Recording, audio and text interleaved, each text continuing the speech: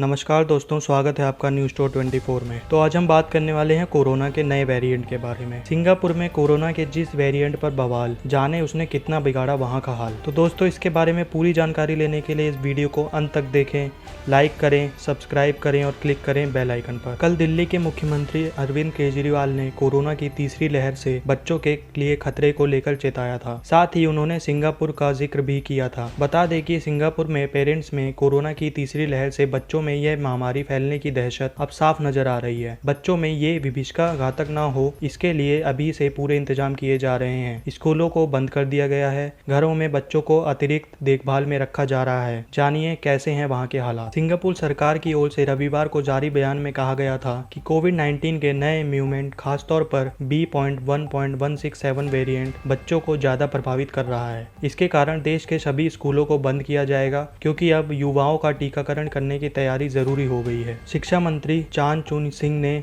Reuters के हवाले से कहा कि इनमें से कुछ म्यूटेशन बहुत अधिक सक्रिय होते हैं और वे छोटे बच्चों पर हमला करते हैं। उन्होंने ये भी कहा कि हालांकि वायरस से संक्रमित बच्चों में से कोई भी गंभीर रूप से बीमार नहीं है और कुछ में हल्के लक्षण हैं। स्वास्थ्य मंत्री ओंग ये कुंग ने मंत्रालय में चिकित्सा सेवाओं के निदेशक केनेथ मार्क का हवाला देते हुए कहा कि B.1.617 बच्चों को अधिक प्रभावित करता है। सिंगापुर में कोविड के नए वेरिएंट से कितने बच्चे प्रभावित हुए हैं? अभी तक सिंगापुर के पास इसका कोई आधिकारिक डेटा नहीं है। यहाँ स्कूलों को बंद करने का निर्णय शहर राज्य में 38 स्थानीय रूप से प्रसारित कोविड मामलों का पता लगाने के बाद आया। बता दें कि सिंगापुर में एक दिन में सबसे ज्यादा 38 मामलों के सामने आने के बाद सरकार का कहना है कि ये पिछले साल सितंबर के बाद से सबसे अधिक एक दिन का स्पाइक है। इन नए संक्रमणों में 4 बच्चे थे जो एक क्लस्टर के ट्यूशन सेंटर में पढ़ते थे। ये कोरोना पॉजिटिव पाए गए। सिंगापुर की आबादी के 5वें हिस्से को फाइजर, बायोएनटेक और मॉडर्न वैक्सीन की 2 खुराक दी जा चुकी है। अब यह मई की दूसरी छमाही से 45 वर्ष से कम उम्र के लोगों को टीका लगाने की योजना बनाई जा रही है। अब सिंगापुर ने 12 साल से ऊपर के बच्चों के लिए फाइजर बायोएनटेक वैक्सीन को मंजूरी दे दी है। अभी तक कोरोना के मामलों में सिंगापुर का नाम उदाहरण के तौर पर लिया जा रहा था। यहाँ महीनों से 0 या एकाध अंकों में संक्रमण के रिपोर्ट हो रहे थे। ये संख्या दक्षिण पूर्व एशिया के अन्य देशों की तुलना में काफी कम है। लेकिन रविवार को मामलों में तेजी आने के बाद सरकार ने पिछले साल देश में लगाए गए लॉकडाउन के बाद से तमाम सार्वजनिक गतिविधियों पर सख्त से सख्त प्रतिबंध लगाया गया था। इस नए वेरिएंट से अधिक बच्चों के प्रभावित होने का एक कारण यह बताया जा रहा है कि B.1.617 वेरिएंट में एक उत्परिवर्तन होता है जो वायरस के लिए मानव कोशिकाओं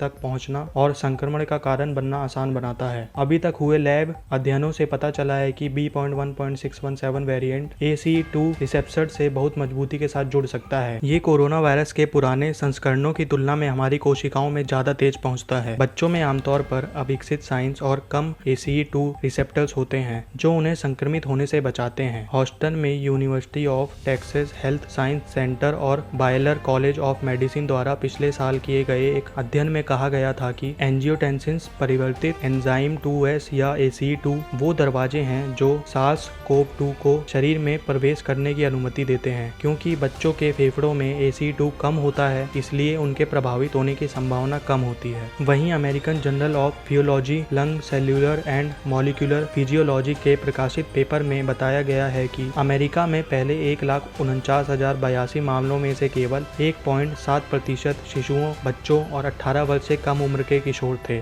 दुनिया के शीर्ष वायरोलॉजिस्ट की माने तो भारत में महामारी की तीसरी लहर बच्चों को अधिक प्रभावित कर सकती है। अब चूंकि टीकाकरण आबादी के एक बड़े हिस्से को कवर करता है, इसलिए बिना टीकाकरण वाले बच्चे सबसे कमजोर समूह में हो सकते हैं। हालांकि अन्य लोगों ने तर्क दिया है कि निष्कर्ष पर पहुंचने के लिए कोई ठोस सबूत अभी भी नहीं है। तो दोस्तों, इस वीडियो में दी गई जानकारी अगर आपको पसंद आई हो और भविष्य में ऐसी जानकारी प्राप्त करने के लिए इस वीडियो को ज्यादा से ज्यादा लाइक करें और शेयर करें। धन्यवाद।